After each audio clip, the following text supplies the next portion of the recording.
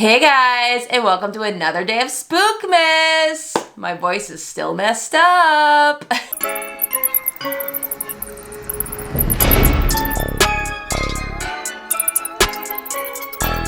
So if you've been following me for a couple of years now, you would have known that I have always kind of taken tarot cards and spooky stuff, like tarot cards and mystical stuff and ghosts and paranormal and all that stuff, and I've kind of always talked about it or sprinkled it into my YouTube videos. And now that I'm fully immersed and showing the world this part of my life and this part of my personality, looking back at old videos, I realized there is one specific video where I slept in a tent in the backyard.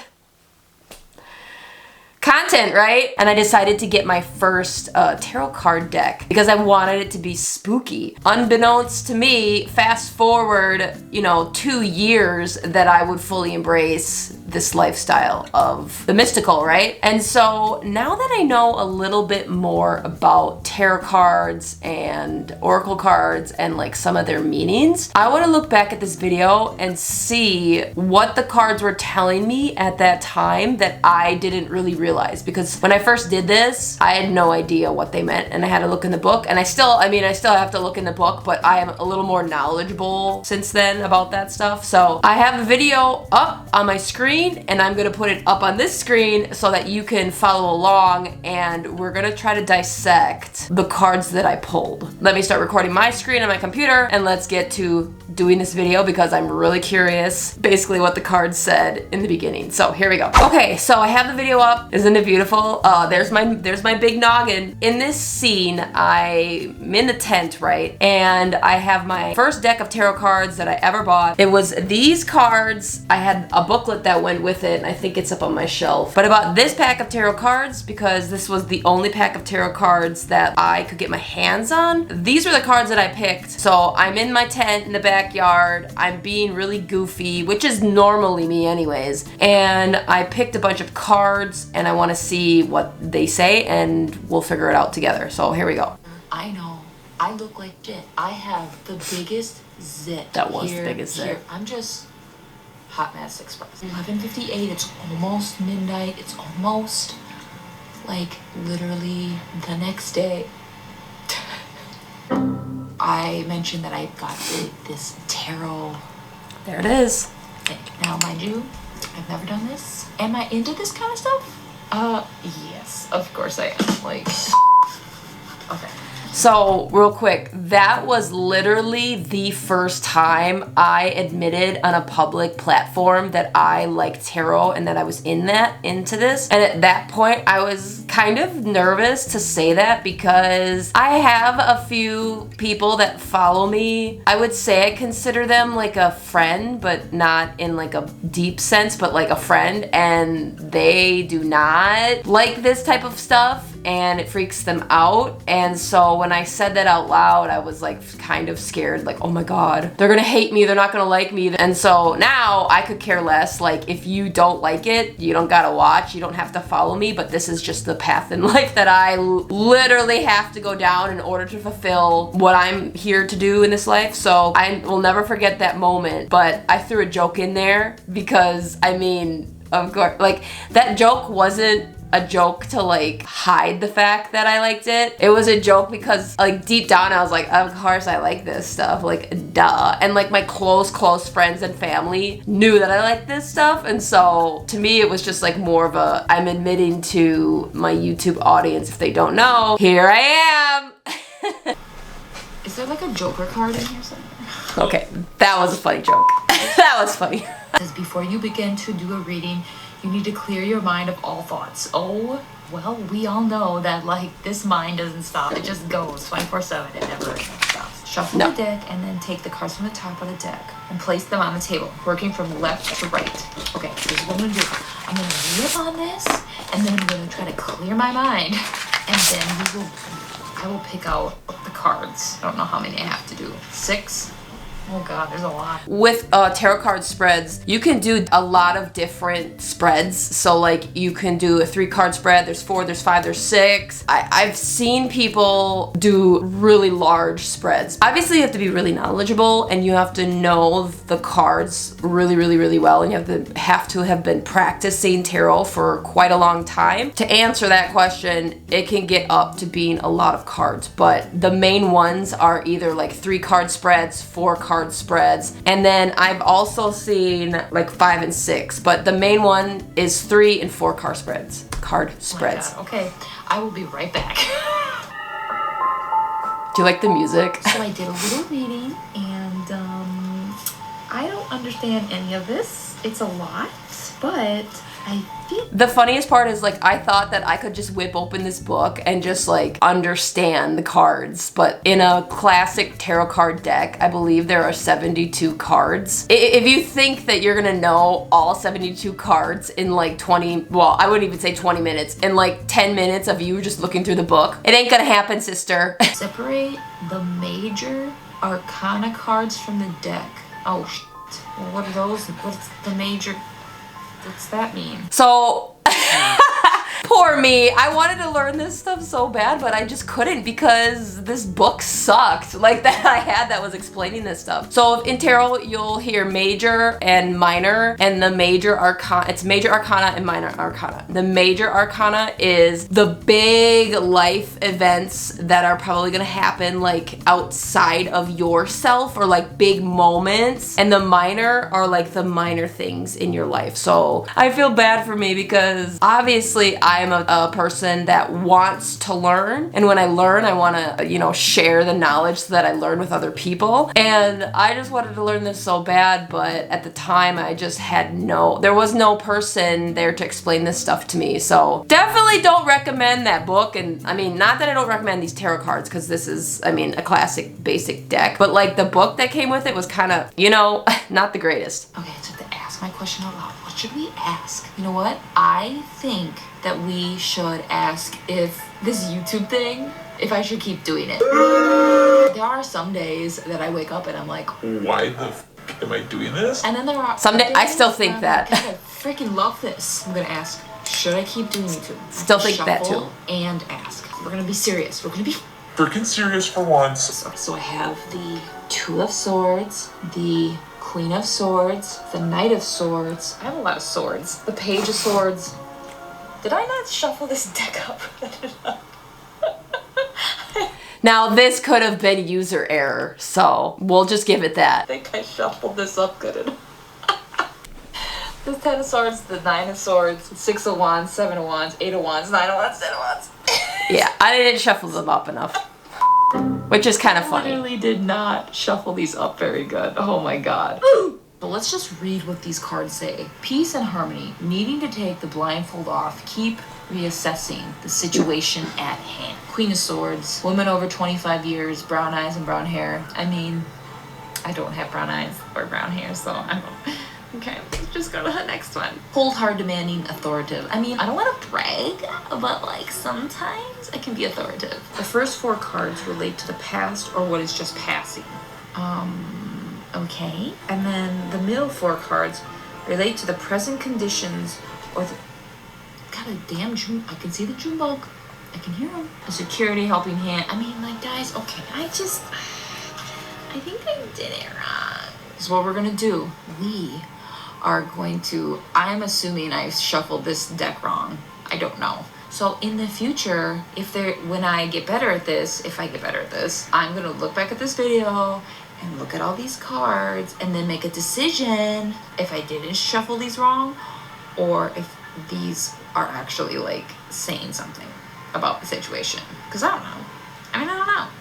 I wrote down all of the cards. First off, there are 1, 2, 3, 4, 5, 6, 7, 8, 9, 10, 11, 12.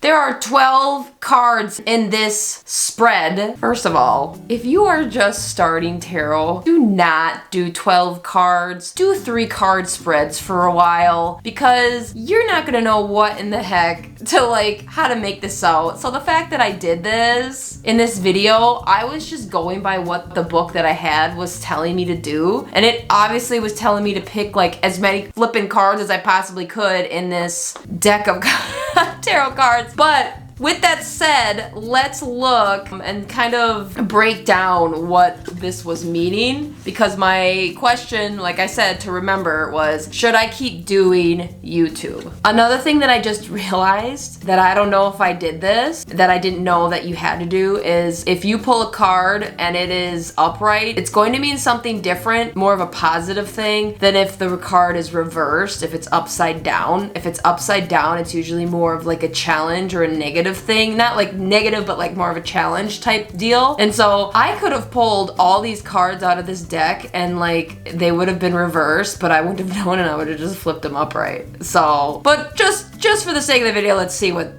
they say. Okay, so this is interesting. So the first card I pulled was the Two of Swords, and I'm gonna assume that it was upright. We're just gonna read these all upright, because if the tarot deck knew that I was doing this, it would have known that I wouldn't have read the cards in reverse. You know what I mean? It would have known that I was going to read them upright. So what it basically means, and I'm gonna read from a book just because, like, even though I know what some of the cards mean, I don't know everything because I'm still learning, because it takes so long to learn every 72, all the cards in the tarot deck, right? Okay, so the upright two can symbolize balancing the right and left hemispheres of your brain, combining intuition with intellect. Drawing this card may mean you must make a decision and need to call on both. This too can also advise you to take off your blindfold and look at a situation honestly. It's interesting because you could say, with my question was, should I keep doing YouTube? I think what this card was trying to say was, listen girl, you literally have to realize that this is going to take a lot of dedication and a lot of work, and you have to literally make a decision for yourself in order for you to want to keep doing YouTube. Like, it's up to you to make the decision if you want to or not, because it's going to be a lot of work, and you have to take off the blinders over your eyes and look at the situation honestly, because it's going to be a lot of work. Just saying. So that's kind of creepy, right? And when I say creepy, I don't mean it in a negative way. I just say creepy as in, like, the more I dig into astrology and tarot and all of this stuff, the more my mind is blown at how accurate it can be. So the next card I pulled was the Queen of Swords. Now, again, I did not shuffle this deck upright, but if I was supposed to, pull these cards, you know what I mean? The Queen of Swords is the female counterpart of the King, except she represents the creative side of the mental process. A novelist rather than an accountant. In some decks, she sits on a throne wearing a crown and a luxurious robe holding a sword. The Aquarian tarot pictures her crown but sans throne, wielding her sword as a woman warrior, sort of a Joan of Arc or Athena figure. In a reading, she may represent an actual person, in which case she's actually a mature woman known for her intelligence, independence, and inner strength. The upright Queen of Swords represents authority, wisdom, and power. In a reading, she suggests you've gone through emotional trials and grown as a result. Your will is strong and you possess the intellectual resources to take charge of situations at home and or in the business world. If she signifies an actual person, she may be a single woman, divorcee, or widow who's transformed pain into wisdom. Respected for her communication skills, she may be a writer, professor, lawyer, minister, business leader, or scholar. Ooh, so the Queen of Swords, that is me. So this is creepy. I mean, it's not creepy, but it's like accurate. So basically, I, in this deck, am the Queen of Swords. Yes, I'm not a divorcee, a widow, or I'm technically not single, but I am technically single by law because I'm not married. This would be me because I'm definitely a mature woman. I mean, I wouldn't say that I'm like old by any means, but I'm definitely a mature woman, and I've gone through things. I've transformed the pain that I've had into wisdom. And so it's interesting how this is tying in with like the YouTube channel, because the whole question was, should I keep doing YouTube, right? So I have to make the decision if I want to keep doing YouTube, but I am a strong, independent woman with great communication skills that can communicate that I can do this and show that, turn my pain into something transformative on YouTube. That's kind of weird. Okay, so the Knight of Swords. This is wild. The upright knight may suggest you're passionate about your ideas and believe wholeheartedly in the righteousness focus of your objective. If this card represents an actual person, he's probably a young man who expresses his ideas enthusiastically and may have trouble understanding other viewpoints. He has a quick mind and keen intelligence, but may lack the true wisdom. Sometimes this knight symbolizes an urgent message or unexpected trip. Whoa, okay, so obviously this has to do with me. Obviously I'm not a young man. It is what it is. I have a lot of masculine tendencies, so whatever. So yeah, I am very, very passionate about this YouTube channel, the Knight of Swords card. It's a knight riding on a horse, going full charge, speed ahead. He's holding a knife. Obviously, I express my ideas enthusiastically. The whole understanding other viewpoints would probably come in where, in my mind, like anytime I pick up and do something, I do it and I'm really interested in it. I do it full and fast and full-heartedly. And I think the viewpoint thing might come in where I don't understand how people wouldn't want to do that, because I'm very, like, I can see other people's viewpoints and I can put myself in other people's shoes really easily. This is wild. Okay, so the next card I picked was the Page of Swords. When the page appears upright, it may show you're thinking of branching out, testing yourself, embracing a challenge. Perhaps you're entering college, beginning a career, or starting off on a spiritual quest. Naturally, you're anxious because you don't feel prepared. You may not have used your sword on the battlefield, but you've trained and developed the skills you need to succeed. Trust yourself. That's wild. So it's basically just saying, like, I was literally, I mean, yes, I was, I don't know how long, like a year into this quest, but it was definitely a quest. And I just said in like the other part of this video about how like that was literally the first time that I had said that I had liked tarot cards or that I was into that stuff. I forgot to mention that like that was probably one of the first times that I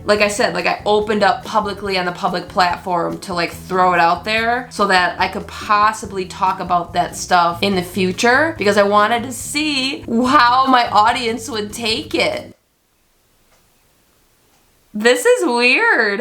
So the next card is the Ten of Swords. In many decks, the Ten of Swords depicts a man lying on the ground with 10 swords stuck in his back. Ouch. Tens represent the end of a cycle and the start of a new one. Therefore, this card symbolizes an end to the suffering and sadness you've endured. Just in time for you probably couldn't stand much more. So if the card is upright, your trials and tribulations are ending, but you still need to clear away the dead wood before you can move ahead. Extreme stress and worrying have exhausted you, perhaps leading to an illness. But the storm is past and the clouds will open again, making a clean break from the past to alleviate pain and suffering. So with this card, it's basically saying that like at that point in doing YouTube, I had worked so hard to get to that point. And I think, yes, it's making, like, I just literally said it all in the video. At that point, I was so like wishy-washy on if I should keep doing YouTube, because I was working so dang hard. And even in the video, I was like, some days I'm just like, why am I doing this? And then obviously I say, then other days I'm like, man, I love this. So at that point, I was just so stressed out, and you know, it's extreme stress and worry have exhausted you, perhaps leading to an illness. I mean, I wasn't ill, but I did have that big old zit on the side of my face. And so what it was saying is from that point forward, it's going to get better. And man, has it gotten better since then. Wow. Okay, Nine of Swords. You're agonizing about a problem, torturing yourself with worries and fears. This is the Dark Night of the Soul card, for it shows you reaching deep within yourself to deal with a crisis. However, you probably feel hopeless and helpless to handle the situation on your own. This card may refer to deep-rooted or repressed issues coming to the surface, perhaps in the form of nightmares, so you can resolve them. So I do not remember mentally, well, I don't remember my dreams. I remember mentally how I was. I was very like at my rope's end. I was stressed out. I was worrying.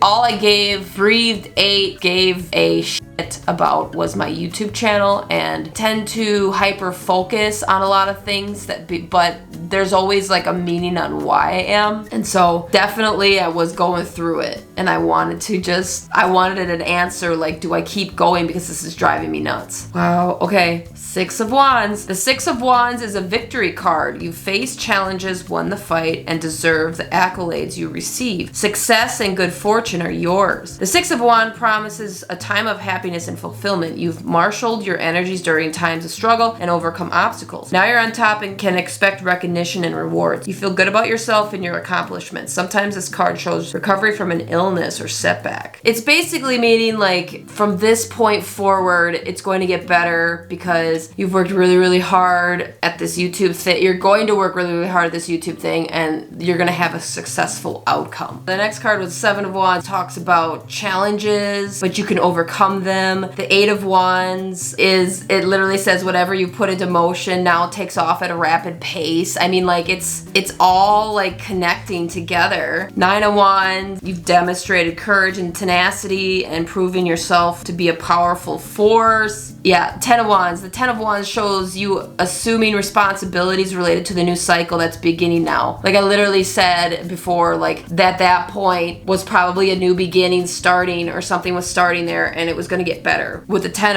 of Wands, it shows like a man holding a bunch of wands, 10 wands walking. This talks about you have the strength to carry on the shoulder the burdens placed on you. Sometimes this card indicates exhaustion from taking on too much and pushing yourself too hard. So like, yes, you have the strength to move on and move forward or for whatever project, if we're looking at YouTube, but it's a lot of weight on your shoulders to just do by yourself. Wow. Okay. So my last card was the Ace of Cups, and it says, the upright ace devotes a burst of joy, the kind that comes with falling in love. Often its appearance heralds a new romance, but it can also represent the start of a creative project about which you feel happy. When this beautiful card shows up, it indicates you're on an emotional high and enjoying life. Sometimes indicates a birth of a child or an idea. Totally makes sense. I mean, this has to do with YouTube, so it's very creative, and it literally is just saying that you're doing the right thing, and the things that you're doing currently, it's what you're happy about. It's like what you should be doing. Beginning a new creative activity. Like, yeah, like I was definitely, YouTube is definitely a creative activity. Wow. So looking back at this video, it's kind of crazy how even though I didn't shuffle the deck, all those cards, they all made sense in their own way, and they all were literally telling me a story or telling me like, yeah girl, you got to